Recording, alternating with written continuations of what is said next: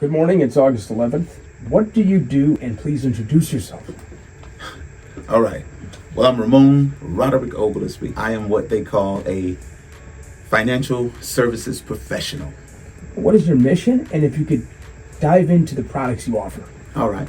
So my mission is simply this. I want to make sure that I allow or help people who are attempting to get to a certain financial place in their life, the methodology by which to get there. The services that I render or am able to offer are 401ks, retirement plans, life insurance. We have all kind of products, annuities. We could do anything on the financial spectrum that is considered offerings of the financial world, from becoming your own bank to actually being in a very aggressive, high volume, high interest bearing, market, whatever, the whole gamut we can do. That's awesome. What are the features and benefits of your products to me? And the question that a lot of people ask is, what's in it for you? They're going to get a professional view of a, financial market that might be kind of cloudy. I'm going to try to explain it to them in the greatest details with as much clarity as possible. And then I guess what would be in it for me is twofold. First of all, the enjoyment that I'm going to get from a person having a full view of their financial future and what will be available to them. Then, of course, as a professional, if you do anything professionally, why would you do it for free?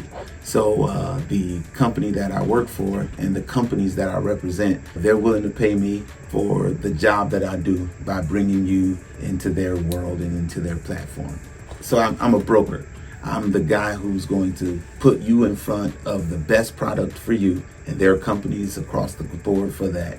And those companies are going to make sure I'm compensated for the work I do. I'm going to ask you one question in twofold, right? Mm-hmm. You spoke at plenty of funerals in your career. Yes. And how many of them would you say didn't have proper resources after one of their loved ones perished? Well, let me qualify it. I've spoke at many funerals. They call them eulogies. Of course, not necessarily the homily, which is but I am a pastor. And what I've seen more often than not is families that are not prepared and equipped for the financial outlay that they would be responsible for in the event of a death. And what I've seen is many GoFundMe accounts. I've seen people, calling around asking for, any assistance that they could get, from the trustees to, local churches. I've given to a multitude of those initiatives. I've seen parents that are burying loved or their children. I've seen those people not only have the heaviness of burying a child, but also the bewilderment of financially being strapped to do so. Terrible situation to be in. I've also seen wives and husbands of people who they love. They have to separate from those people forever, but then they realize they're not putting them away with the class and quality that they know that person deserves. I've seen it from all kind of situations. Of course, I have seen where people have planned properly, and I've seen families move from the funeral with tears in their eyes into a room of a lawyer who's giving them, the final will and rights.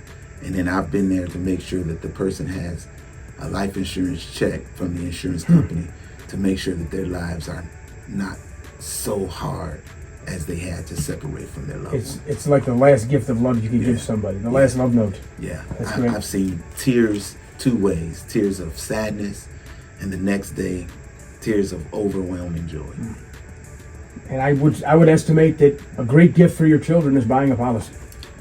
To make sure that they're not paying for it out of their pocket is a tremendous gift. But to make sure that you have something to give to them in your transition is something that is priceless. You mentioned a couple heartfelt statements. So I'm just going to tackle the elephant in the room. In 2025, where division is rampant, do you feel it obligatory as a successful black man to teach financial literacy to the youth?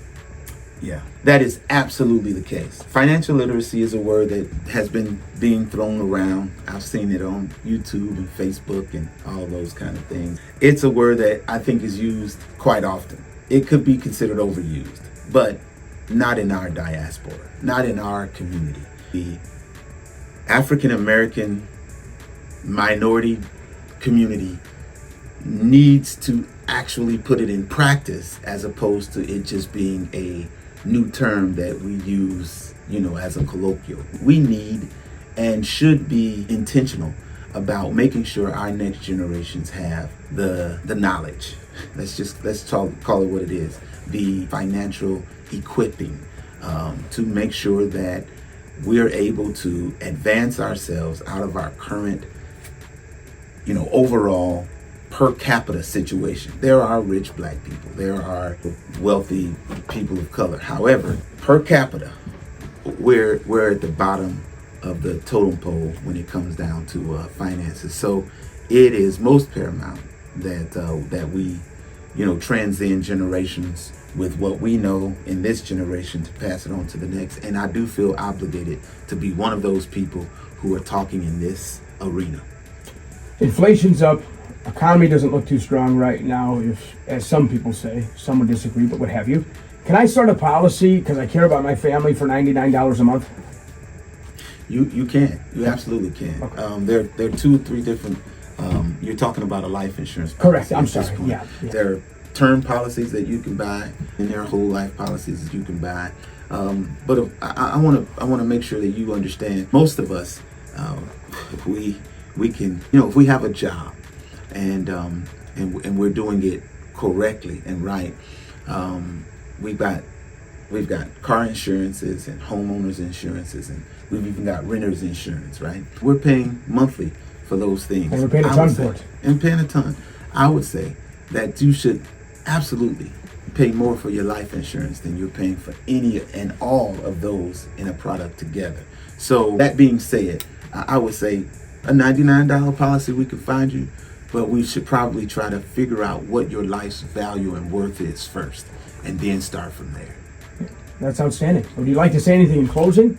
I would say to the general populace that if there's something that we can help you with, and I'm sure that there is, whether it be a 401k rollover or annuity or anything like that, we can help you in that area. But one of the main things that I want men, especially black men, to know, that there's a scripture in the Bible, Proverbs 13:22. It says that a good man leaves an inheritance to his children's children.